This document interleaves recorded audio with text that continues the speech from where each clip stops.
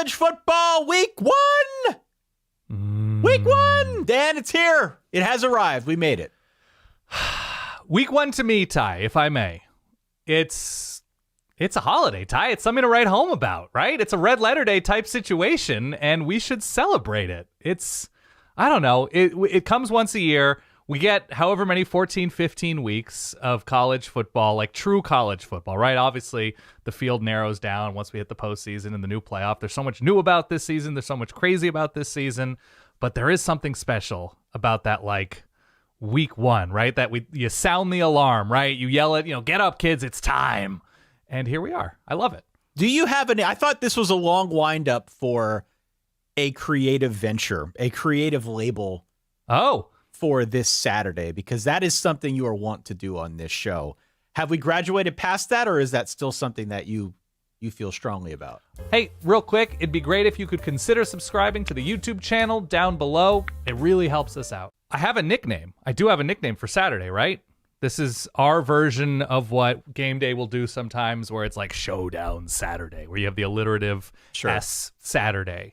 So I was thinking, and this is my situation, I'm going to be selfish about it, that my older dude is, I have 2 sons, is a kindergartner now, right? So like I'm in the thick of like the back to school of it all. So it actually works really nicely with it being, the first real week of college football. And I'm down memory lane as he's learning things like, oh, where's like the lunchroom? Like, what do we bring home in our backpacks? All those things. But I started thinking about like later on when you're in school, like what is that first day? What is that first week like? And bringing it to college football, right? What do you remember about that? Especially like when you're in middle school, maybe high school, you come back from summer, you're like, oh, wow, that person's 3 inches taller. Oh, wow, that person like dyed their hair purple. Oh, wow, that person might have like lifted weights over the summer. Like, oh, wow, I think I'm in love with that person. I've never actually spoken to her, but like, I think I'm in love. And that's kind of week 1 of college football to me. That's kind of like, we have this ability, we're sizing everybody up, we're seeing what happened in the offseason, whether it's the portal, whether it's a new coach, whether it's a new quarterback, whether it's a new conference, and we're sort of sizing everybody up from kind of afar. In my case, afar. I was not the most charming 7th grader, Ty. And so I have this as Schoolyard Saturday, Ty. Schoolyard Saturday, Dan. It's pretty good, right? I just took the school bell off of my soundboard. I mean, it could be Size Up Saturday, but I think I like... the analog of Schoolyard Saturday. We're like, oh, interesting. Those are tighter shorts than she wore last year. Ooh, he's wearing a tank top now. I like this. There's also the possibility that we're going to get some commentary on any of these games. It's always a possibility when somebody talks about, oh, yeah, that's a schoolyard play that they drew up in the dirt. Of course. Backyard, schoolyard, of course. One of our fantasy things from yesteryear. Welcome back in, one and all. Verballerhood, thank you for tuning in here, be it Schoolyard Saturday or Sizing Up Saturday, whatever works for you, works for us. We are so happy to have you back with us for this season. Hit follow, hit subscribe, get in on our pick'em game. Run the board. Oh, baby. Is back, is active.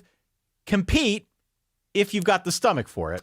If you got the stones, right? If you don't, we get it. If you're afraid to compete, totally, you have an excused absence. Compete for a $500 Visa gift card. That goes to our week 1 winner. We have 12 things to pick from, 9 of which are games, 3 of which are player props. We are twisting things up just a little bit this year to keep you on your toes. So if you're interested, go on out to playruntheboard.com, or you can go straight on over to our Patreon at verballers.com.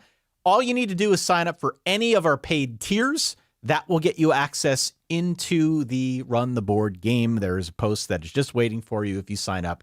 That'll give you all the intel you need in order to sign up and be part of the festivities. The games start on Saturday in Run the Board, so you have till the end of the week to get your name in the ring there. On the table, Ty. It's all there for you. I'm excited about it. By signing up for a paid tier, obviously, you get access to all the other bonus stuff that we offer. So the bonus episodes, the ad-free episodes, Discord access, so on and so on. Verballer Top 12 poll, which we'll put out a little bit later on in the weekend to get you voting on who impressed and who didn't. So a lot to look forward to this season, but the first of which, of course, that we needed to mention here on this show is Run the Board, which you and I got to make sure we get our picks in.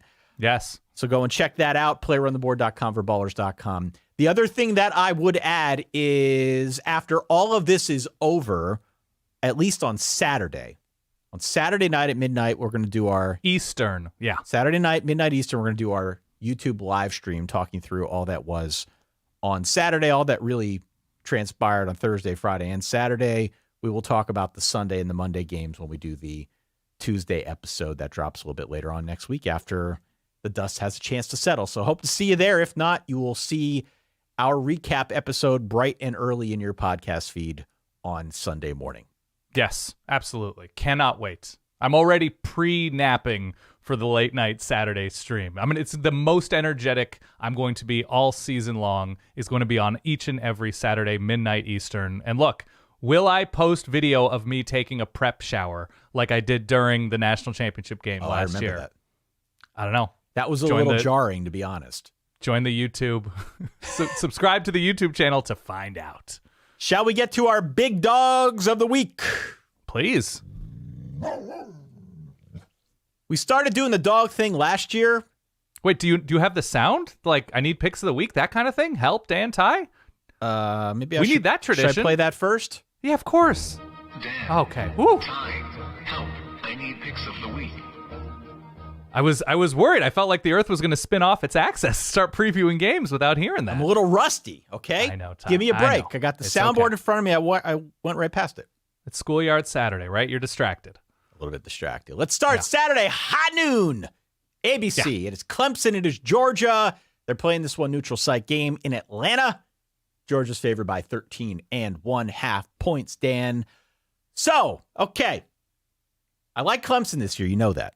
Same. Go and listen to my ACC preview. I got Clemson in the ACC title game. Not winning, but in the game. Yeah. I really, really like Clemson this year. I saw this line, Georgia minus 13.5, and I said, oh, I'm picking Georgia. I think this is an underthink express game for Captain Ty here. Come aboard me. Come aboard. Come aboard you. Whoa. Come Schoolyard aboard. Saturday. Come aboard the Underthink Express with me. Your favorite host, Ty Hildenbrand. Yeah, of course. Mine, too. Yeah.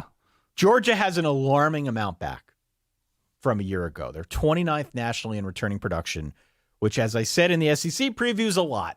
That's a lot for a team of Georgia's caliber that, frankly, was a national title contender last season. They lost the SEC title game. They didn't make it in the playoff, but I think we all know deep down Georgia was rightly in that national championship conversation a year ago. They will be again this year. I like this situation a lot. I like the fact that they've got all these players back. What bounced around in my head is this is like not upgrading to iOS 18. This is upgrading to iOS 17.2. They are building on something that was already very stable, and they're going to hopefully move the needle a little bit forward here. So not a lot of bugs with this Georgia team. I like where they're at. I think you're going to see some contrast between Georgia and Clemson with what they offer in the trenches, because on the Georgia side, you've got another year of having a Joe Moore caliber offensive line, one of the best offensive lines in the country. The Clemson line on the defensive side clearly has upside. I love TJ Parker, but I do think that there is some amount of greenness across the board there along that front that could take a while to gel. Could be a problem for Clemson given the fact that the schedule is super front loaded. So I don't know. Like, I'm not super concerned about Clemson's defensive line, but I do think that's an area that we should at least pay attention to going into this matchup here in week one. So I have much more to say, but maybe I'll turn the mic over to you for a second. How do you feel? Oh, I love the stakes in this one. Even though it's week one, I love the opportunity that Clemson has, right, to again try to turn around the modern reputation of Clemson. As much as they've won, it's Georgia, right? Georgia and Atlanta, you have this opportunity, right? This is why Clemson is presumably thinking of itself as still Clemson, that you have the opportunity to win this type of game. And for Georgia, it's kind of a weird thing where you just kind of have to reinforce your status and ranking in the sport, and you lose to Clemson with what Clemson's reputation, right or wrong, is in this moment. I don't know. That changes an outlook, right? Georgia looked a little bit more mortal last year. You got to beat Clemson. So, no, I think it's a fascinating game and huge opportunity here. The Clemson opportunity to me is just like find that pop on offense, right? Whether it's freshmen, whether it's Phil Maffa, whoever, find that pop. And for Georgia, I was thinking about school, right? So I was thinking about Lunchables. Dependables, Ty. How about that for Georgia? Figuring out who is Kendall Milton of this year, who is Ladd McConkey, who is Brock Bowers, right? It's going to emerge, with sort of a new look offense in some regards. It's probably needed against this Clemson defense. Who are those dependables at receiver, tight end, experience again, running back, Trevor Etienne, whoever it is. I can't wait to find out. Yeah, now I'm not sure if Trevor Etienne's going to play. Oh, the transfer running back. Probably not him this week. Yeah, well, and we don't know for sure, but there was some off-field stuff. Unclear. I'm saying just big picture. Who is that big person? Picture for he sure. Could be. Yeah. I think specifically in this game that it'll be interesting to see if he plays in this game. He could be suspended. That's kind of a thing that would have some effect, not so much on Georgia's ability to run the football, but maybe in pass protections and things like that if you've got a guy in there who's less experienced. One point on the Clemson offense, though, I think you're right to bring that up. I do think they're dramatically better at wide receiver, if only because they went out and they got my guy, TJ Moore, the big freshman wide receiver. I am genuinely curious to see if they can get him involved at all. Curious to see if they can take some shots against this Georgia secondary. Because I think if you're going to beat Georgia's defense, that's the obvious area to go at. Yeah. My question, though, about this game, my concern... That sounds super easy, right? To just take it to the Georgia defense, right? That sounds like a reasonable thing for you to bring up as something Clemson should be able to do. I'm concerned that Clemson's not going to be able to run the football. Okay. And if you can't run the football, you're not going to be able to throw. Agree. If Georgia is able to make you one-dimensional, it's ball game. And especially if you've got Cade Klubnik throwing it 32 times. Do you trust Cade Klubnik to throw it 32 times to try and beat Georgia, to try and overcome any sort of red zone issues like they had last season? I don't know. It feels to me like this is a bad spot for Clemson in this game, especially with everything that Georgia's got coming back, and especially with what I think is still a baller defense in the front seven. Yeah. I'm just not sure what we're going to get out of the Clemson offense. I think over the long haul it'll be better, but this is not the game where they're suddenly going to take a quantum leap forward. Well, look, if they score an offensive touchdown, Ty, it's more than they did last time against Georgia. They didn't score a touchdown at all. I don't think a touchdown was scored in that game on offense. I think it was a pick six for Georgia and like a 10-6 or 10-7 win a couple of years ago. Does that sound right? A DJU game? Yeah. This has the hallmark to me of a classic Georgia crock-potting. Okay. Where it's close for 2.5 quarters. Georgia pulls away in the second half. I've got it at 31-17 Georgia. I don't think they're going to score 30-plus points against this Clemson defense. I have it 21-13. I have it as a second half in which Clemson has like 4 drives to tie it, and they don't, right? A frustrating second half for Clemson. So you're on the points here, game. plus 13.5. Plus 13.5 is the spread right now? Yeah. Are you sure? Yeah. Yeah, I'm gonna. You can go look it up if you want to. I wrote this down as 3.5. No, it's 13.5. Clemson is a 13.5 point dog against Georgia. Oh my God, I'm taking those points. Yes, absolutely. Should we get you to lock it up while we're here? Do you want that? Give me the lock. Lock of the week. Oh my God, Ty. The accidental lock for Dan Rubenstein. That's an insane spread to me. 13.5 points. Oh my God. Happily taking those points. There it is. Opening 31-17. I want Georgia. 21-13. Clemson covers. Let's go to high noon again on Fox. It's a big opener, right? Opening window. Penn State -8 at West Virginia. Interesting game. Yes. Last year was in-state college. As one of our Verballers wrote to us on Twitter, on X, zeeted at us and said that... I don't like it when people zeet at us, Ty. It's an unpleasant experience. West Virginia took it personally that Penn State scored a late touchdown, covered the spread a year ago. Maybe that's true. Maybe that's not. My theory of this game is pretty simple. I think West Virginia wants to grind you down with the run. I think they were very good at doing it a year ago. That's why Neil Brown got the contract extension. I think they'll be good at doing it again. I like West Virginia an awful lot this season. I would just like them a little bit more if I felt that they had the same amount of pass pop as they do on the ground. Yeah. So I like Garrett Green. I like this team. But I am concerned that Penn State can take away the rushing attack, contain the rushing attack, force West Virginia out of its element, and put them in a bit of a box. Okay. So I lean Penn State. The point spread has come down.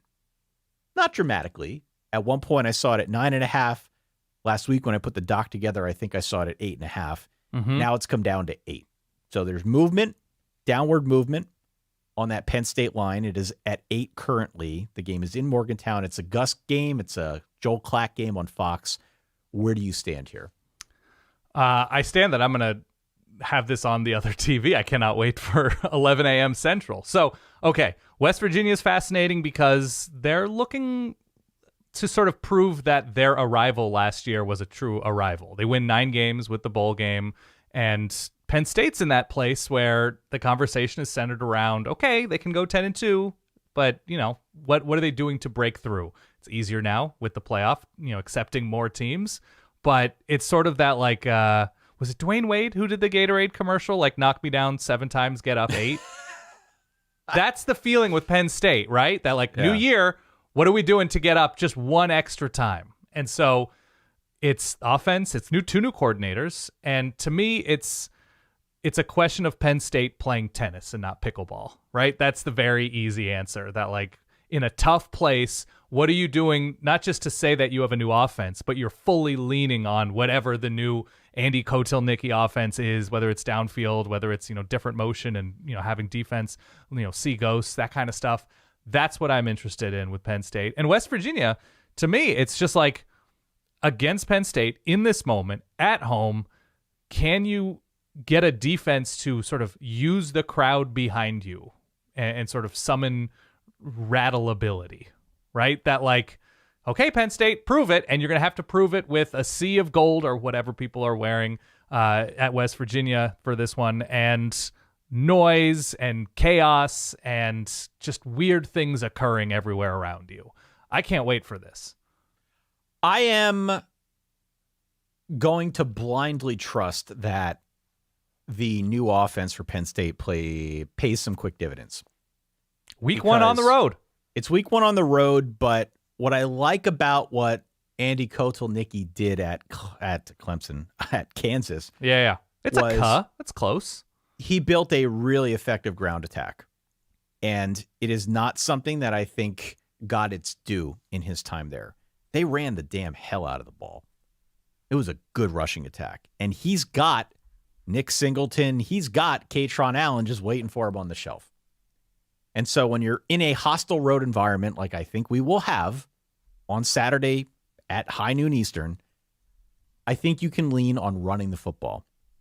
Not putting Drew Aller in a position where he's got to go out there and win the game. Like, let's get away from that mentality. I know he's a 5-star quarterback. Maybe he will get there, but they've got their own issues to sort out with the passing game and the receiver room and all that stuff.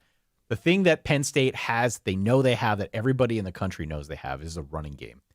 They didn't get as much pop out of that a year ago as I was hoping. I think this is the guy who can come in and start there. Use that, build the plane out of that, and then work out. Sure. And see where things go. I think Penn State is good enough to slow down that ground attack on the West Virginia side because their defensive line is awesome. I think their own rushing attack is really the thing to watch here. If they can spring that loose in the early part of this game, then suddenly maybe we get chances for Drew Aller to take some shots down the field. I'm interested to see what that receiver room looks like. I would expect that they would try to stretch the field a lot more than they did a year ago. But I do think, much like the game I discussed a moment ago with Clemson, I think it's important that at Penn State figure out some way to run the damn ball. Sure. If they can do that, I think Penn State ends up winning this game 28-17. Okay, fair enough. So they cover, winning by slight double digits. By the way, Andy Kotelnicki, I'm going to nail this all season long, by the way. Yeah. You said Till, not Tell, and I'm just fully It's in. Till, Kotil. So Kotelnicki. Correct. Yes. Kansas dropped 55 on this West Virginia defense 2 Septembers ago. So not last year. So whatever stock you put in that he has prepared for West Virginia recently, there's that. Kansas, a different team, different quarterback, different running backs, right? I really like West Virginia's chances in this one, just because I think what Penn State has to do in terms of getting fluent with the new offensive and defensive coordinator, not that they're running totally different systems, right? It's probably going to be a marriage of what Penn State has done and what they can add on to. But fluency, week 1, on the road, West Virginia, experience on this West Virginia offense, playmakers on this West Virginia offense, explosion plays on this West Virginia offense last year. look, the Penn State defense is, I think, too tough a mountain to climb ultimately. But I have West Virginia making this a game, losing 24-20. Penn State wins, is happy to get back to State College with a W after what I think is going to be a tough sledding situation in Morgantown. We do have a Drew Aller prop on Run the Board. Oh, what is it? Over under 1.5 passing touchdowns is one of the selections you'll have. So I think you'll get one. Will you get two? That's for you to decide. Right. PlayRunTheBoard.com. Let's move on. Let's go to Saturday at 3:30. The 3:30 block of games, by the way, I'm not going to do a window of opportunity in week one. If you need one, that's on you. We'll start that next week or maybe the week after. But 3:30 block, this is the clear headliner. There are a bunch of games 3:30. We're going to talk through some more of them a little bit later on. But this is the headliner. In the state of Florida, on ABC, it is the Miami Hurricanes -2.5 on the road in the Swamp against the Florida Gators. So, as you know, I am the token Miami cheerleader of this podcast. I have them winning the ACC over Clemson. I am terrified of this game. I am terrified of this game in the Swamp against a team, against a coach that feels like has its back against the wall. Their over-under is 4.5 this year. I think it's a decent team with a terrible schedule. And there are many questions, two obvious ones that I can go into. But am I wrong to feel terrified about this spot? Clearly, Vegas is seeing this as a close game given the point spread. How concerned are you if you are a Miami fan that you go to the Swamp and Florida dumps you? Oh, I'd be very concerned. Just because it's week one, right? There's so much that is novel and new and weird that always happens in week one that doesn't necessarily have any basis in fact for the rest of the season. But this is as deep as many of these teams are going to be, you know, if they don't have a crazy crucial injury that's hanging over them. And the Swamp is still going to be a pretty horrific place to play for a lot of teams, let alone one that is hated in state. So the emotion is going to be running high. There's a good amount of experience, especially on offense for Florida. I love this game too. I mean, maybe it's just because we've been in a college football desert for a long time, but no, Miami on Miami this year and starting this week is just like their quest to be boring, right? We don't want to talk about a Miami team that only lost to this inferior team because their quarterback threw 3 picks or because their coach couldn't manage the clock or for some crazy reason Miami lost a winnable game. So that's Miami's quest this year. Just boring success, right? They're up 10 in the fourth quarter and they won by 10 and nothing notable happened. And for Florida, I guess it's a quest for boring, but it's a quest to build something immediately. So the back half of their schedule isn't as daunting, especially on defense. They were the leakiest defense in terms of big plays last year. Miami, not great themselves, right? In terms of giving up big plays. So for Florida, to me, both of these teams really. It's a matter of you're the Katy Perry guy on this show, right? It's hot, cold, up, down, left, right. Yeah. It's a clean and dirty thing for Miami. Like, stay clean on offense, get dirty on defense. Get down, wrestle somebody down after 7 yards instead of giving up 37. And so this game should be great. There should be, again, a lot of emotion in this one. I actually think ultimately the Miami upside is more interesting to me, even on the road, even in this spot. And I have them winning with some comfort here, 31-20. I've got 30-22. There it is. Miami as well. I think it's a bad matchup for Florida. I don't fully trust Miami for what it's worth to put a game on ice. We've seen that song and dance before. Right. But the two questions that bounced around in my head a lot, just thinking back to the preview I did of Florida, it's line play. Line play is kind of central to what Billy Napier wants this team to be, and it wasn't there a year ago. It affected everything they wanted to do. They had no explosion as a result of it. So have they found a way to fix that to any extent in the offseason? That's the first thing that I think we'll see against Miami. And the second is defense. That's been the question running for 2 years now. Did they solve that in the offseason? My hunch is no. If they don't solve it quickly, the season's kind of over before it starts. That's when we start getting into that territory of like, hey, might they get fired after the UCF game a little bit later this year? That type of thing, as we talked about in the preseason. So Napier, for his part, he did go full line change with the defensive staff, with the exception of the guys at the top. He brought in some recruits. He brought in some transfers in addition to guys that are returning like Shamar James, et cetera, et cetera. I don't think it's a talent thing anymore on the defensive side of the ball. I think it's a coaching thing. And if they can't figure out a way to solve that riddle, this is going to be a really, really rough campaign given the schedule. Again, the over-under is 4.5 wins. So for me, I'm just in a position where with Miami's line, with Cam Ward, with Damian Martinez, with just those three pieces that I know they have on offense, in theory, this is a game that Miami should win. But it's in-state. It's on the road. It will be a raucous environment. It wouldn't surprise me if it's close for a while. But I like the Canes again, 30-22. That's my final. I enjoy that this is going to be the message board matchup of the week, that people will fully melt down after week one if it doesn't go correctly. Just because of the opponent, just because of the pressure on both of these teams right now to show something that they didn't last year. And we get Cam Ward, right? You get a huge name at quarterback stepping in at Miami, another quarterback from Miami who's going to hopefully be something that they haven't had recently. But yeah, Miami goes down to Florida. Given everybody's doom and gloom about the Gators, full meltdown. Florida goes down to Miami, and it's over. You got to fire Billy Napier. It's donezo, man. I mean, I'm not saying they should, but I'm saying that's going to be the message board tenor.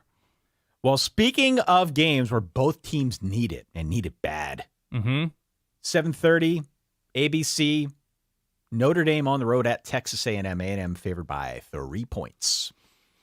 3 points. This line has moved in their direction.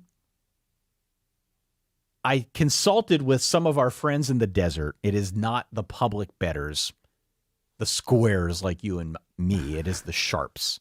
It is the guys and gals that pay their bills with these bets that moved this line and moved it relatively early. So there is confidence that A&M can pull it off, Dan. I have many thoughts in this game. Please. I've got Notre Dame pennants behind me. I've been thinking about this game for about 6 months now. Yeah. Let me start with you, and then I can do my little diatribe. Where are you at with Notre Dame at A&M? A lot new on both sides that I'm sure we can get into, but this is a big spot. This is the Herbie and Fowler game. Yeah. Where are you at? Are you still sleeping with your Howard Cross body pillow? Is that a thing that you've been doing lately in preparation of the return of Irish football? I got it out of the crawl space, yeah. Full size, baby. Yeah. I don't know how big Howard Cross is. I assume large. This is going to be really fun. This is going to be quite fun for Notre Dame, right? It's just the Marcus Freeman Megazord. He's been given the keys. You know, a high-profile transfer quarterback yet again, a high-profile new offensive coordinator yet again. It seems like, you know, the receiving position has been shored up. Whatever Marcus Freeman has needed, he has eventually gotten. Now he just needs to be the one to win games with all those players and all those additions to Notre Dame. And I talk about the quest for boredom with Miami. It's almost the identical thing with Texas A&M. It's, can Texas A&M now become a reflection of Mike Elko, which is just like smart, well-regarded, savvy, wins not the right way, but wins, you know, pretty consistently and has had success as both a coordinator and head coach pretty consistently. So this is going to be great. And Mike Elko has the history with Notre Dame. So you always like the overlap, the narrative overlap there. We need the monster truck rally voice to introduce this one, like Elko Leonard. It's going to be great. I'm excited for Connor Wegman, right? That you get Connor Wegman, hopefully like a symphony of things coming together for a Texas A&M offense that struggled. And then for Notre Dame, it's just, okay, it's Mike Denbrock and Riley Leonard. What's that experience like week one in a chaotic environment? Well, it's not just them. It's the line. The line is the problem. I know. You've been harping on, what is your go-to? You're just like, they haven't looked cohesive. Well, it's not even that. They have 6 projected starts returning on that offensive line. Okay. Because they're starting a freshman at left tackle. They're starting a sophomore at left guard. You're talking about Notre Dame or Texas A&M? Talking about Notre Dame's offensive line. That's what I figured. Okay. Notre Dame's offensive line, to take that into Kyle Field, night game, opening weekend, you have to have a lot of blind faith to just assume that's going to go swimmingly. Even if you feel good about all the other pieces, which I do. I like Riley Leonard a lot. I think he's a great player. I like what they've got in the backfield. I think the receiver room will be much improved. We know they've got a good tight end. But to quote the prophet David Pollock, it all starts up front, right? Like it starts up front. The prophet David Pollock. I didn't know what to call those are words that have never been associated. I don't even know what to say at this point. Yeah. But we used to make that joke all the time. I'll come back to it again. It does start up front. And so you have to assume Mike Elko will come up with something exotic to throw at that offensive line, given their inexperience. Yeah. And it worries me. Now, how does Mike Denbrock react to that? Because there had been rumors for a while that they were going to start a freshman, Anthony Knapp, at left tackle. Do we see things like them trying to move the pocket? Do we see quicker passes and screen passes and swing passes, something to get a guy like a Jeremiah Love in space? I think we will see more of that. More of that maybe in week 1 than we see any other week of the season. I'm not an offensive coordinator, but that's just maybe what I would do in college football 25. All right. So having that inexperience up front, I think, is a problem. They're going to need to lean on that defense for sure to try and create some disruption and give themselves some separation in a game like this, because their defense should be really good. Which quarterback would you rather be Saturday night? Rather be personally? Yeah, like rather be, not in terms of like what your life would be as a Notre Dame quarterback or Texas A&M quarterback, but like, would you rather be Connor Wegman with who he has in front of him, which is still a question on offensive line? I think some talented receivers. There's a beat up running back room with Reuben Owens going down. But I think more in the way of proven at receiver. Now Moose Muhammad sort of comes into the starting lineup. Or would you rather be Riley Leonard with promising but unproven receivers, a new line, and be on the road? So, like, whose brain would you rather inhabit Saturday night, Riley Leonard or Connor Wegman? I would rather be Connor Wegman. Okay. I mean, arguably throwing into a more difficult defense. I think that's fair. Yeah. But I'd almost always rather be at home in a big spot. Okay. Than be on the road, especially with a new line. Look for penalties from that line. I mean, that's one of the things you see when you've got relative inexperience in the trenches. It's a good A&M defensive line, by the way, too. It's a really good defensive line. Yeah. I do think, though, that Mike Denbrock is the right guy for this moment to call the plays for Notre Dame, because if it were Jared Parker a year ago, they'd just run it 20 times. Yeah. Run it 20 times, and then if that didn't work, they wouldn't have a second pitch. I think Denbrock is smart enough as a coordinator to figure out a way around that and at least put his quarterback in a position to get outside the pocket, to throw downfield, to provide a second, a third pitch for a defense that, look, they'll be coached up with Mike Elko. I don't think there's any question about that. So I am not crazy about the line situation for Notre Dame. I do love pretty much everything else, including their own defense, which I think will be really good and is still kind of underrated given the national conversation. I think this is a defensive line for Notre Dame that sets the tone in this game and for Notre Dame the rest of the season. Notre Dame's going to win this game outright 27-21. Wow. On the road. They're going to win this game outright 27-21. I thought about locking it up, but my locks have been really unlucky over the last 3 years now. So I'm not going to jinx my own team by doing that. But Notre Dame is winning this game 27-21. If the grade is 100 out of 100 of what Notre Dame's offense looks like as it relates to what LSU's looked like last year, not necessarily in the success, but like what the offense is, what the intentions are. 100 is identical, 0 is completely different. Like, what do you think the overlap is with this year's Notre Dame team compared to last year's LSU team? Like, will they run Riley Leonard a bunch like Jaden Daniels was run, and they were like crazy efficient as a running team last year, LSU? Well, I think they will put him in positions where he can make that decision. Is the option. Okay. You know, like one thing that I thought a lot about is, and this isn't just me saying that, you can go and read any of the preview content that's out there on what it seems like Mike Denbrock would want to do more of with Riley Leonard. And it does speak to what I think the game plan needs to be in this game, given the line. You might see some quicker passes. You might see some RPO stuff, really anything that can put the defensive front on skates, that could put the ball in the hands of Riley Leonard to let him make that decision. So I think they will put him in plenty of opportunities to go out there and run the football. And I think there will be some subset of the offense that relies on him doing that, at least the threat of his legs. If nothing more, he's really good at escaping sacks. He's done that really well over the course of his career. And so I think his mobility, his elusiveness gives them something that they did not have a year ago with Sam Hartman, who was not as fleet of foot. Ran for a big one against Duke to bail him out, but that is not his game. This is very much Riley Leonard's game. Okay. And that's part of why I like the fit here. So the offense as a whole, I think, will look a lot different than it did a year ago, if only because they did the same 4 things last year. This year, there will be a lot more variability, and hopefully, given a deeper receiver room, he's going to have more options to go downfield, figure something out, and stretch this defense out, or at least provide that threat. By the way, I have something spicy that informs my pick. Oh, is this our Wendy's? This is our spicy Wendy's nugget of the saucy nugget of the week. Woo! Go for it. I would probably go get like garlic parmesan or like a honey barbecue. I think that would be my sauce choice. I'm a Buffalo guy myself. You go Buffalo. That's fine. Totally acceptable. My Wendy's saucy nugget of the week is the fact that Mike Elko, in his first year at Duke, his previous job, was only there for a couple of years, at a place that was probably easier to play than Kyle Field, less of a home field advantage, maybe with a quarterback who didn't have as high a ceiling as a Connor Wegman. And the best Riley Leonard was really good. 5-1 at home against the spread. Really? As Texas A&M. In his first year? In his first year. I mean, he's only there 2 years. But yeah, remember they were like, I consider them to be like a gust of wind away from being 11-1 in his first year at Duke. They were. Yeah. They were 5-1 at home against the spread. 5-1 at home against the spread. Mike Elko, different team, different time, different conference, whatever. I kind of like that with this home field advantage in week 1, though. So I'm taking A&M 23-17 and covering. That is a saucy nug. Thank you. Yeah.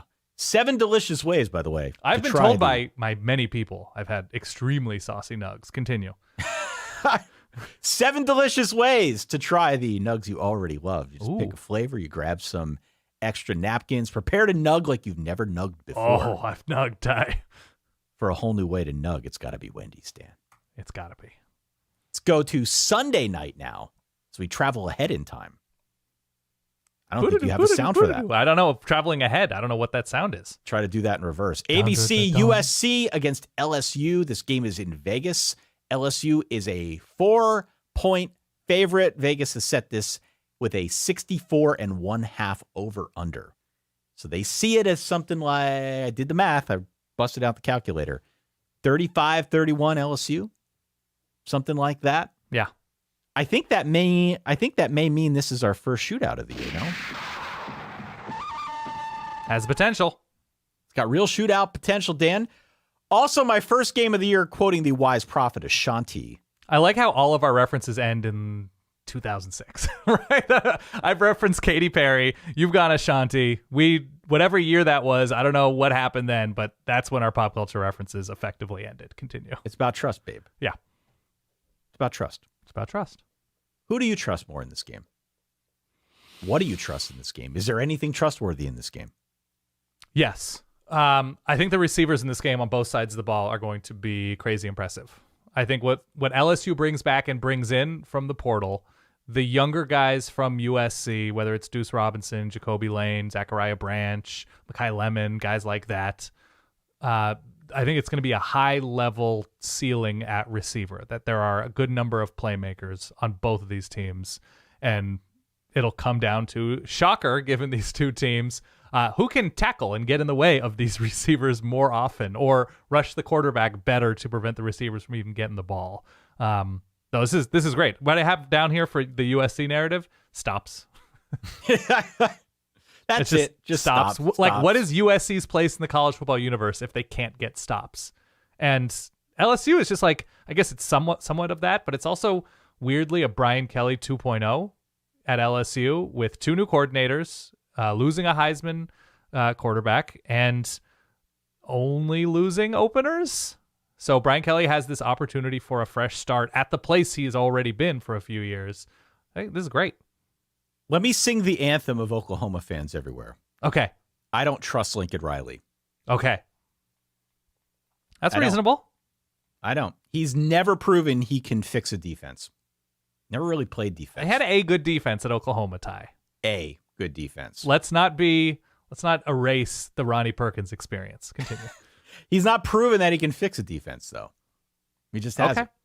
And I feel like every year with Lincoln Riley, all we talk about is, wow, if the defense can be 10 spots better on the SP Plus or a 1.5 better per drive. I like this voice, right? I like that Lincoln Riley also does the voiceover reads for ESPN. Mountain Dew. Yeah. But it's just every year. It's the same thing with this guy. Good offense, questionable defense. It's like Hootie and the Blowfish, man. Everything sounds the same. Another reference. I'm nothing if not a 2006 pop culture reference machine. Like the Butthole Surfer said, Ty. It's great. I don't trust him. And I like Dan Lynn. I like what he did at UCLA. Yeah. But I have no faith that Lincoln Riley is going to fix this thing. It's very much in the same vein as the Iowa conversation. Like, did they fix the offense? Will it get better under Tim Lester? It seems like it should get better under whoever, Brian Ferentz, Tim Lester, whoever's calling the plays, and it never does. It's a head coach thing.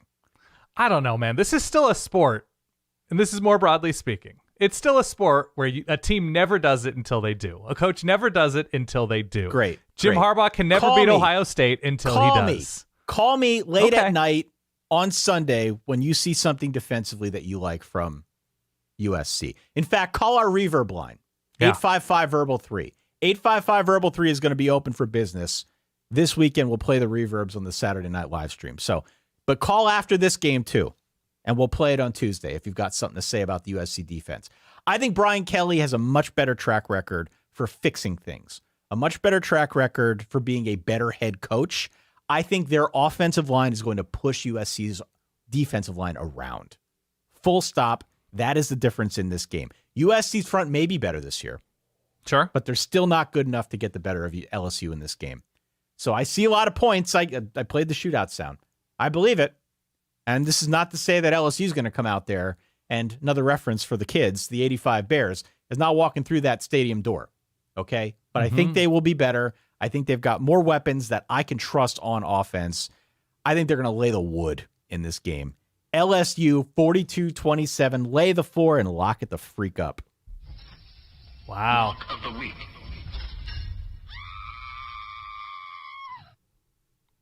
Okay. My counterpoint to this is, does it scare you at all that the central belief system of Garrett Nussmeier is, I don't know, let's see what happens and throw it deep. Let's just see what happens. Maybe something wild will happen. It's going to be good TV in Vegas. It's in Vegas. It's a perfect show for Vegas. I love the game. I love the matchup. I love sort of the theater of this because it's two offenses and two non-existent defenses from a year ago. Yeah. Both with a ton of changes that they've got to absorb. I think the line is right. I understand like all of the kind of data points that led Vegas, that led whoever to make this a 4-point line with a high over-under. Yeah. I just think LSU's better. Yeah, LSU's better. We'll see if the LSU defense looks like what we believe an LSU defense to normally look like, with a lot of the same players, bringing in more transfers. Hopefully it is for a more competitive and more complete LSU team. I'm going to take the points here, Ty. I just think that there is an assumption that LSU has fixed everything because they've hired a new defensive coordinator.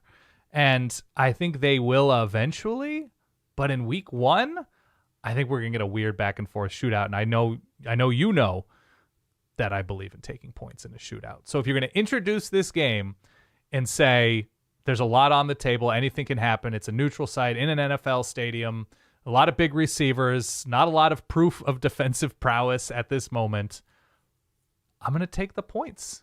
I'm going to take those points. I think one really good way to get better on defense, even though you said you've never seen Lincoln Riley get better on defense, bring in new players and new coaches. It's about as dramatic as you can make it. Now, the players have to be really good. The coaches have to be really good. I think they're quality. I don't think they're all-American caliber. I think there's more quality on this defense. There's more quality at linebacker. There's more quality in the secondary. You're not wrong about the mismatch potentially with LSU's offensive line and USC up front. I think there's more quality on this USC defense. I'm not singing the praises of a return to a top 40 defense, but I think in week 1, I think in perhaps a weirdly, I mean, there's going to be more LSU people there than SC, but like, it's not a true home, not a true road. I think we're going to get back and forth. And so I have LSU winning this game by a field goal, but I do have the points here. Final big dog before we get to the remainder of the show, where we're going to talk about a bunch of games, windows. Please, I'm turning my legal pad page. Secretly decent games. This is the Monday night game. Yeah. I don't think it's nearly as big as any of the previous 6 we mentioned, but Monday night, Labor Day, 7:30 Eastern, ABC. It's Boston College at Florida State. This game is more interesting now. Florida State is a 15.5-point favorite. Right. After the loss last week in Ireland, this line came down. It was 17.5 when I made the document. I updated it this morning. It's now 15.5. So what genuinely makes me curious, is this not kind of a Georgia Tech situation again for Florida State? Oh, Ty, don't go down this road. Continue. Well, here's what I mean by that. They're not in Ireland, granted. No. Playing it at home, better circumstance. But BC's got our guy, Thomas Castellanos. Okay. A good runner, 10 stories high if he's a foot. A horrific defense from last year, yeah. Which Georgia Tech had, too. I think their line's in okay shape. I think their offense is in okay shape. I like Bill O'Brien. I like that they went out and they got Treshaun Ward to come in and upgrade the running back room. Defensive questions abound. The same was true for Georgia Tech, but they seem to improve. My whole thesis on Boston College is that they will be better than you think this year. Amid a transition, new coach, new everything. I think they will be better off than many people think. They're Take the okay points, shape. Do it. They're in okay shape. Yeah. I've got this as 35-17 Florida State. Close for a while. Oh, my God. You coward. 35-17. Florida State wins and covers at home. So while you think Boston College is feisty, you are ultimately sneaking Florida State past the line. I'm sneaking them past the line. I can't see it happening 2 weeks in a row to Mike Norvell. Okay. Are you familiar? I'm not taking the points. Are you familiar with the dating concept of a rebound situation? Yeah, sure. Okay. So you're with somebody, it doesn't work out, you're in a bad place. Sometimes you just need a rebound situation to sort of exhale and sort of move on. Yeah. Florida State's already played, still undefeated domestically, as we've mentioned. And I think they just need a rebound. And the point of a rebound, Ty, excuse me if this comes across as being crass, it's to lay that wood, Ty. I think Florida State's going to do just that. Boston College doesn't have the advantage of playing a game yet. Florida State does. They have the opportunity to correct things immediately based on live game action. Florida State's going to win this game 45-14. They're going to 45-14. Yeah, absolutely. Okay. I've got 35-17. No, Florida State wins and covers. They're going to look a lot better. I've got a secretly decent game here that I want to call out before we go through our individual windows. Please. I feel like each week we've got one of these, and I wanted to call it out here. I actually don't have a sound for this, so I grabbed the sound here. It says beef1.wave. Beef one. I have no idea what this is going to sound like, so let's just hit it. Where's the beef? Oh, okay. Isn't that Wendy's? Isn't that a nice little crossover accident? I have no idea where that's I'm gonna verify. I'm almost positive Wendy's is Where's the Beef. Where's the beef? That would be incredible crossover. It is. It is. Perfect. 2 p.m. Saturday, ESPN Plus. South Dakota State at Oklahoma State. So there has been a lot made of the Friday game. North Dakota State on the road at Colorado. Identical point spreads, by the way. Both are 9.5. This game is interesting because South Dakota State is the two-time defending FCS national champion. They have quasi taken over that mantle from North Dakota State. It is the lesser publicized Bison Buffalo game. Yeah. I don't think San Diego State, I don't think South Dakota State can score with Oklahoma State. I think there's a lot of turnover on the Jackrabbit offense from last year's team. But I think where it gets dicey is if South Dakota State, on their defense, which returns a ton, can keep this one within striking distance. That's when you see the offense slow things down. That's when you see them try to eat clock. What's interesting to me to watch in this game is the Pokes offensive line against the Jackrabbits defensive line. And I say that because the entire line's back for the Pokes. South Dakota State lost some, but they did the Georgia thing a year ago where they had a heavy rotation of guys. So that the guys playing are familiar with the scheme and what they're doing out there. This is not like a green unit up front. Right. But what's interesting about this matchup in particular, and we talked about it on the Oklahoma State show that we did months ago, despite the fact that Ollie Gordon went crazy and had an incredible rushing season a year ago, if you look at the actual line stats for Oklahoma State, they were not good as a run blocking unit. Now, I don't know how they score that. I'm not the stat guy looking at the video and scoring lines one way or another. But across the board, if you look at run blocking stats for lines, Oklahoma State's was not as good as you would expect given what they got from Ollie Gordon. Essentially, what they got in the ground or on the ground from Ollie Gordon was because of his abilities, not because of theirs. Right. And so I'm just curious to see if there is any kind of step forward against a defensive front that's experienced in his own right, probably not as good as Oklahoma State will probably see not elsewhere. like the get off the bus size. No. Exactly. Yeah. There will be bigger defensive lines that Oklahoma State has to play throughout the course of its Big 12 season, without a shadow of a doubt. But if they can't dominate in the trenches against South Dakota State, if they can't push those guys around, I think that could be something of a harbinger for what's to come this season. That would concern me. So I'm looking for there to be real push and real traction up front in the trenches for Oklahoma State. I trust Oklahoma State to win by 14 points in this game. Okay. But I do think South Dakota State's going to give them a bit of a game. I really do. I think they win. I think they cover at home. But the Jackrabbits are a good team, and they've been good for a while. They've got some of their own turnover to deal with. But this is the kind of game that can sneak up on Oklahoma State. And as somebody who has the pokes in his Big 12 title game, I certainly hope that does not happen, but it wouldn't surprise me. Yeah, the early season woes last year, losing to comfortably, I want to say, to South Alabama, that worries me a little bit. Looking not crazy competitive against, was it ASU in September as well, a down ASU team last year. That worries me. It's a different thing. I don't think Oklahoma State is going to look past South Dakota State. But I'll tell you who does. I do.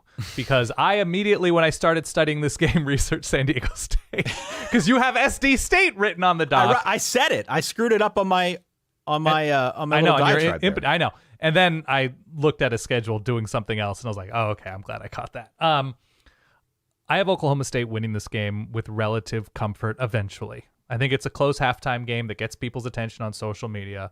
And ultimately, whether it's British comedy legend Alan Bowman, whether it's Ollie Gordon, whoever, I think there's just going to be too much speed and size. And if this were like 2012, then a huge FCS monster had the ability to sneak up. I think there's too much tape out there. There's too much attention on football. People know that South Dakota State have been a championship program, just in the way that they know North Dakota State is famously a championship program, that they're going to have their full attention. So I have Oklahoma State winning this one by 17. What we do next on this show is we go through the different windows of games on a college football Saturday, the early, the afternoon, the late window. We will boot those up here momentarily. Very quickly, though, before we do, make sure you head on over to our YouTube channel and check out Big Ten Breakfast. It's our new venture. As some of you are listening to this early in the day on Thursday, as some of you are watching it later, you can go to youtube.com/@solidverbal. We're putting it up early this week because there is a Thursday night Big Ten game between Minnesota and North Carolina. We'd encourage you to go and check out that video. Yes. We're going to be doing it all year. Fridays, 9 a.m. Eastern. It will run live on our YouTube channel. Yes. Cannot wait. It's a great show. It's fun. The Big Ten has 34 teams or approximately something like that. It's worth doing its own show. We're having fun with it. Ty's a Big Ten alum. I'm, I guess, now a Big Ten alum. Technically, yeah. It makes sense to do. It's a really fun, different show. Let's boot up those windows. Please. Throughout the year, I think we're going to take turns picking a couple games that are of interest to us. There are a bunch of games, obviously, to go through that we did not mention at the top. There aren't as many in the early block as I think we're accustomed to seeing. So the four games that I'm just going to call out here that I think are of interest. At high noon, Illinois State at Iowa. Iowa's a pretty hefty favorite here, 22.5. I just want to know what the Iowa offense is going to look like and what we will see of that offense. I know Illinois State isn't necessarily the toughest opponent on the schedule. I would expect that Iowa is going to have their way with them, specifically on defense. But will we see any new wrinkles? And again, I keep coming back to this. Will Cade McNamara look better than he did in his intra-squad scrimmage a couple weeks ago? Right. I've got Iowa minus whatever here. I don't really care what the point spread is. But yeah, I think that's I'd go why borderline I'm lock. Yeah. That's why I'm interested in this. The one that I think I am going the opposite direction on, my zag is to go Vandy plus 13. I love this pick from you, Ty, because I have the same thing. Continue. Vandy is my home dog of the week. Same. Double dog. By the way, home dog of the week. The double dog brought to you by your new dog. You are now a double dog household. I am a double dog household. This is a double dog selection for us. I'm on Vandy plus the 13 because the offense this year is going to be run heavy. Yeah. And I think it's one of those games where they just use up all the play clock on every possession and limit how many bites at the apple Virginia Tech has. So they are at home. Yeah. They are a 13-point dog. I think just by virtue of the style of play, of the tempo of play that I would expect here, I think Virginia Tech's the better team. But Vandy, by virtue of its new system, can get this one inside that number. So let's say Virginia Tech wins this one 23-14. Okay, fair enough. I have Vanderbilt outright. Really? Yeah. Well, Woo! Diego Pavia hasn't officially been named the starter. I think he's going to start. He's going to be the guy. Jerry Kill's in town. Virginia Tech, super slow start last year. Doesn't mean they will this year. Have you looked at the weather in Nashville? We haven't had a weather report, but I like dipping in. When all of a sudden I like a home dog, I always take a peek at the weather. Like Boise State is a double-digit favorite on the road at Georgia Southern. Statesboro summer is different, Ty, than Boise summer. Okay, This is true. This is very 94 and stanky is not necessarily what Boise is. No. There's expected rain and the 90s in Nashville this Saturday. Yeah. Wet and stanky, not just the name of Ty's first EP. It is going to be a situation in Nashville. I have Vandy winning this one, maybe with the help of the guys they brought in the secondary. Whatever it is, I think it's a disadvantaged situation for Virginia Tech. So I'm going spicy with the Doors here. Two other games here that I'll call it real quick. Neither one of them has a point spread at time of recording. They may not. Chattanooga at Tennessee. I don't care if there's no line in this game. That does not matter. I just want to see what Nico looks like in extended action. Okay. That's at 12:45 on ESPN Plus. And there's also a noon game then between Austin Peay and Louisville. It's on the ACC network. Yeah. I'm actually quite excited about the Louisville defense. Okay. This year. It's not like they're playing LSU out there. It's Austin Peay. They should dominate Austin Peay. But I want to see how the defense looks because I think that will be kind of the bedrock of this team. I also want to see how Tyler Shuck looks. Oh, good call.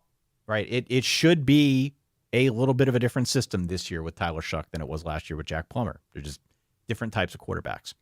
So those games to me are interesting. I'll also call out the Pitt game. Kent State at Pitt. Pitt's a heavy favorite, 24.5. I have no reason to take Kent State. Kent State, I think quarterbacks will play, Ty. Both quarterbacks will play.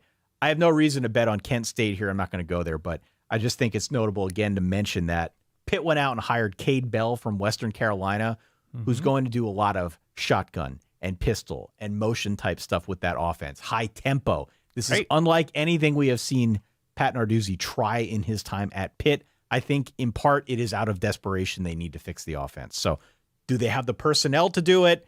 Can they do it successfully throughout the course of the year? My hunch is they can do it successfully against Kent, but give us something of a precursor to what is to come from this Pitt offense this season. I'm excited. See what it looks like. Hey, real quick, if you've watched this far, that means that you are one of us. So consider supporting the show at verballers.com, supporting our Patreon. It would mean the world. Let's go to the afternoon block. Here's that Boise game, Dan. Yeah, buddy. 4 p.m. ESPNU. Boise favored by 13 at Georgia Southern. You going to zag on this one Southern too? Here. Yeah, I'm zagging with Georgia Southern. I looked it up. Boise is high desert, semi-arid climate. They're not ready for the Southeast. So they win this game by a touchdown. They don't cover. I do kind of like this narrative. Yeah? I do kind of like this. Georgia Southern got to get way better on defense, but yeah. They do. It is a fabulous home slate if you are a fan of Georgia Southern and you're in the Statesboro area. Yeah. I can't speak for the weather, but you get Boise State, you get Marshall, could be an interesting game. You get James Madison and Troy and App State. All these games are at home. Love it. So if you're a season ticket holder, that's great. The defense is going to dictate the ceiling for Georgia Southern this year. They were really young. They had 8 starters back.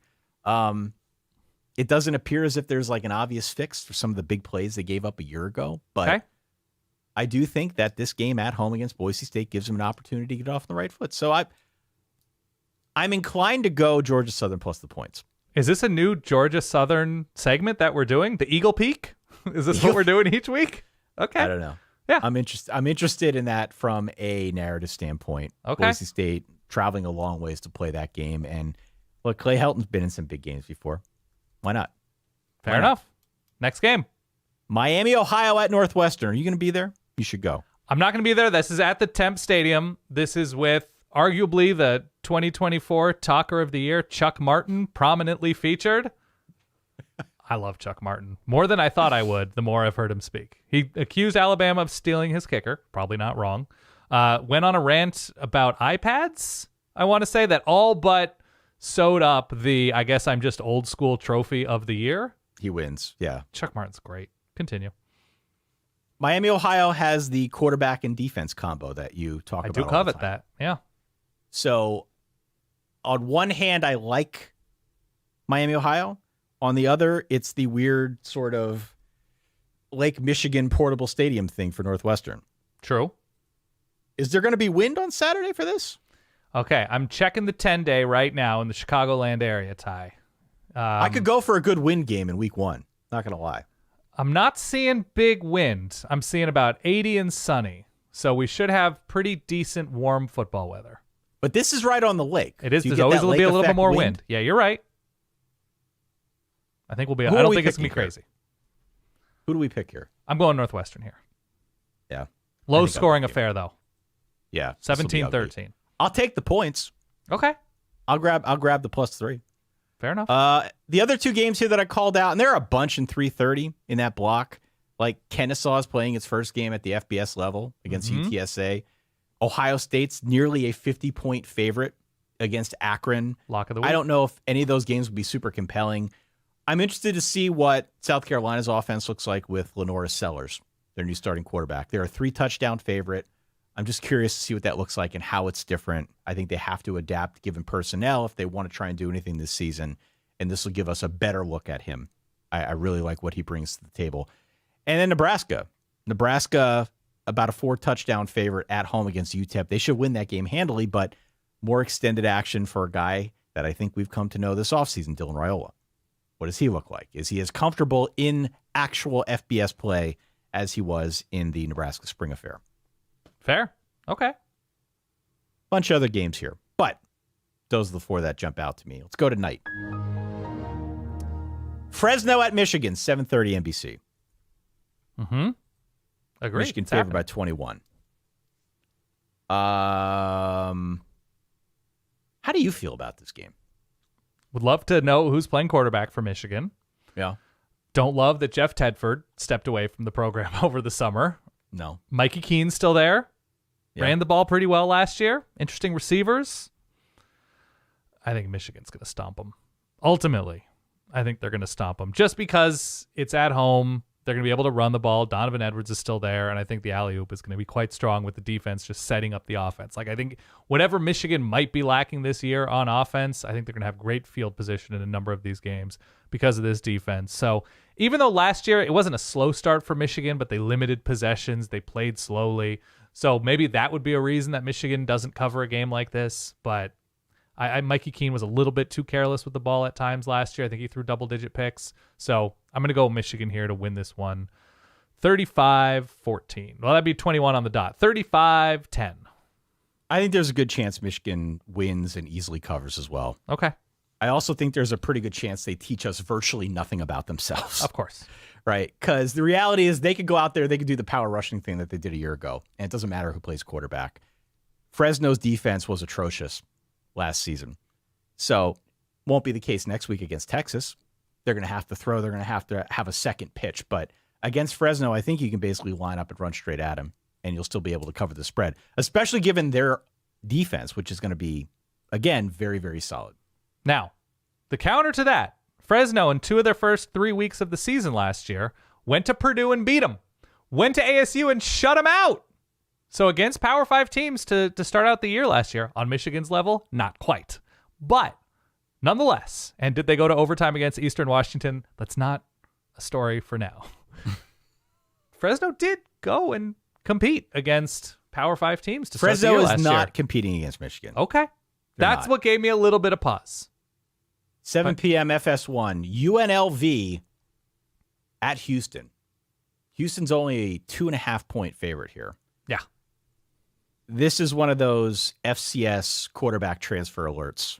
Please. This is the FCS transfer of the season as far as I'm concerned. Matthew Sluka. Yeah, buddy. Matthew Sluka transferred from Holy Cross, former Crusader. Yeah. Now the starting quarterback at UNLV. How could we not take the points here? I fully agree. How could we not take the points when we got a Crusader in this game? It's no brainer. You got It goes Slukerman at against quarterback? everything we stand for. Uh-huh. If we don't go Matthew Sluka and then run Rebels in this game. So UNLV outright. What the hell? Matty Slukes. I'm Matty on board. Slukes. 7:45. We've got another new quarterback here.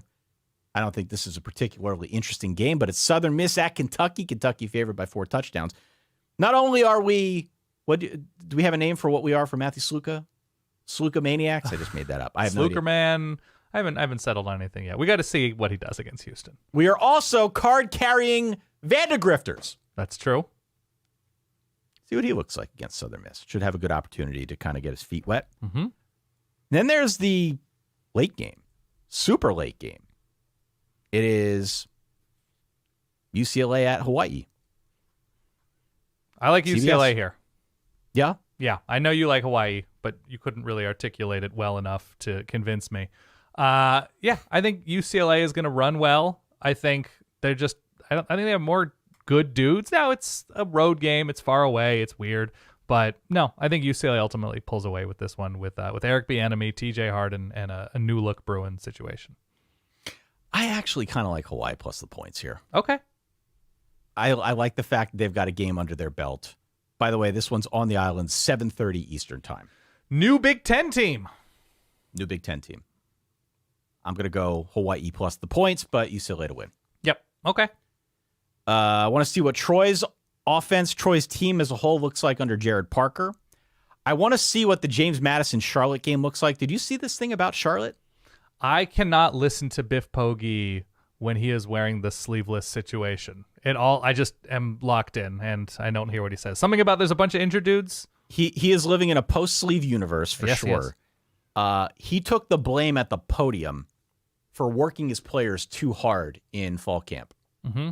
And as such, they're down 50% of their starters. Okay. He doesn't think they're all going to be healthy until week 4. So Not great. His logic was basically like, yeah, we knew we had James Madison week 1. We went a little bit overboard with our preparation, and now half the team is hurt. Great. Good job. Still, James Madison only an 8.5-point favorite. So that could be interesting. Where's their new coach from? Their Holy Cross. new coach is Holy Cross, yeah. So if you're going to go the Holy Cross experience, the bright lights of the Pat League when taking UNLV over Houston, you kind of have to do the same thing right here, right? Let's do it. Let's go JMU minus 8.5 on the road. Let's do it. Against Charlotte. The only other thing that I'll mention here, and again, there are a bunch of games at night. The other one that I'm going to just be paying attention to, Alabama, a heavy favorite at home against Western Kentucky. What do they look like? Does it look any different? They're going to beat Western Kentucky, but how do they use Jalen Milroe? Do we have any tells in that early game about what that offense is going to look like, how they're going to tailor it to his skill set? Yeah, what the defense is going to look like. Everything's new. Defense is going to look like. Fair. Any other games here that you want to call out, pay homage to as we round things out here in week 1? How about ASU Wyoming late? Right? Year 2, Sam Levitt. 10:30 Eastern time on FS1. Late kick. I'm excited to see what Dylan Gabriel looks like in an Oregon uniform, even though it's just Idaho. San Diego State starting a true freshman at quarterback for the first time. Will Rogers at Washington, new Big Ten team against Weber State. We got T-Mac and Fafita going against a very bad New Mexico team, but I'm happy to have them back in my life. I'm happy about all these things. That does it for our week 1 preview. Again, hit us up on YouTube. Yes. Midnight Eastern, right after most of the late night games. Certainly the Texas A&M Notre Dame game is going to be over by then. If it's not, I'll probably be dead because it's gone to like 15 overtimes, and I won't be able to withstand that. But you can make sure you give us a call as you're watching the games on Saturday. 855-VERBAL-3 is the reverb line. Our guy Shay's going to cut those up. We will play those aloud as part of that live stream. If you are listening in podcast form, it's going to hit your feed very early on Sunday morning, so you can listen to us as you're Yeah. doing chores, driving around, whatever you're into on the first Sunday of the college football season, Dan. Yeah, absolutely. Just one more favor. If you could drop that big, stanky, slippery, slithering drum and fife for the first time. Oh, baby, oh, baby, oh, baby, baby, oh, baby. It's a tantric situation. It's been a minute since I got to do that. We do have a Thursday and Friday Oh, man, biggies. set of games here in the Pat League. Lafayette on the road at Buffalo. Fordham on the road at Bowling Green on Thursday. We've got Lehigh at Army on Friday. We've got Colgate at Maine on Friday. And then on Saturday, we've got Bucknell at Navy, Davidson at Multisports Field in the Georgetown Hoyas, and Holy Cross at Rhode Island, Dan. Give me your picks real quick. Who do we got? 7 games. 7 games. Sure. In the Pat League. Any upsets, any leans, where are you at? Yeah, I mean, it's crazy that Fordham is bringing so many people that they moved this to Churchill Downs, so I'm going with the Rams over Bowling Green there. Lafayette big over Buffalo, who had to deal with the late coaching change situation. The United States Army is going to beat Lehigh. That's just because Lehigh is Lehigh. Colgate's going to lose big at Maine. The Black Bears, I fear. Bucknell, Navy is interesting. I'm going to go Navy there. Georgetown big over Davidson. Rhode Island over Holy Cross without Bob Chesney. And the Slook John B. I'm on Buffalo, Bowling Green, Army, Maine, Navy, Georgetown, and Rhode Island. Boo, boo. Lame. But the Patriot League lightning round, by the way, brought to you by merch.solidverbal.com. Oh! Lightning deals. Lightning round, Ty. We got a Win Your Clunkers shirt, Dan. We do. That's our featured item out on the store right now. That's a life philosophy of mine, Ty. Win your clunkers, different colors, new Solid Verbal shirts, new hats, drinkware, you name it, Ty. It's there. Win Your Clunkers. The shirt is available. We've got 3 new shirts, 4 new hats. We've got 2 new mugs, a water bottle, and a magnet that we're still trying to bring the price down on. We did get some folks emailing us about that. Yeah. So there is hope for the magnet after all. Logistically, we need to figure that part out. We just got to keep prices down. Yeah. Got to keep the price down, though. We're not looking to gouge on a reminder magnet. We also need to get that out the door quickly because if we wait too long, everybody will already be reminded of all the things that are on the magnet. So that's true. Time is of the essence. We'll do our part to try and get that out. But more importantly, merch.solidverbal.com is where you can go and get all of our new stuff. PlayRunTheBoard.com is where you can go if you want to get in our game. Yes. I love this game. So We've been fun. doing this game now for a couple years. You can read about it at PlayRunTheBoard.com. But you finish in the top 5 for the year-long game. You get onto our board of trustees. Even if you don't, you can still play week to week, compete for fabulous prizes. This week, Dan, a $500 Visa gift card is on the line. It goes to the winner. Damn. $500? All you got to do, You just got to compete. you got to compete. But all you got to do before you compete is sign up for any paid tier. Yes. Any paid tier. Certified Premium for Baller out on our Patreon. The easiest way in is to go to PlayRunTheBoard.com. You can read about it there. Click on the button. That'll direct you back to the spot where you can go and sign up. Invest in your intellect, Ty. How about that? I like that. It's good. Schoolyard Saturday, huh? Can't wait. You've been there, right? I have been there. Yeah, 7th, 8th grade. You're like, what is happening? What did everybody do over summer? Was everybody eating something? Was something in the water that I missed out on? Schoolyard Saturday. Sports never been more different, never been more exciting. Cannot wait. We have finally arrived. It is going to be a busy weekend of college football. We hope you will be here with us. Hit follow, hit subscribe if you have made it the whole way through. We'd love to have you with us here all season long in the Verballerhood. Leave a rating, leave a review. All that stuff helps more people find what Dan and I do. And of course, subscribe, follow, share, whatever you're willing to do to help promote more people joining the Verballerhood. We'd appreciate that, Dan. I think that's all we got. That's all I have. I am excited. Give us those reverbs at 855-VERBAL-3. Stop on by midnight Eastern out on the YouTube channel. If nothing more, make sure you download the podcast for that guy, Dan Rubenstein, for myself, Ty Hildebrandt. Thank you again for your ongoing support. Enjoy the college football season. Stay solid. Peace. By the way, did you catch a heavily layered emo reference in there? Heavily layered no. All right, I'm going to keep doing it. I'm going to see if you ever are able to pick up on it. Throughout the course of the season? Yeah, throughout the course of the season. At some point in this episode we just recorded,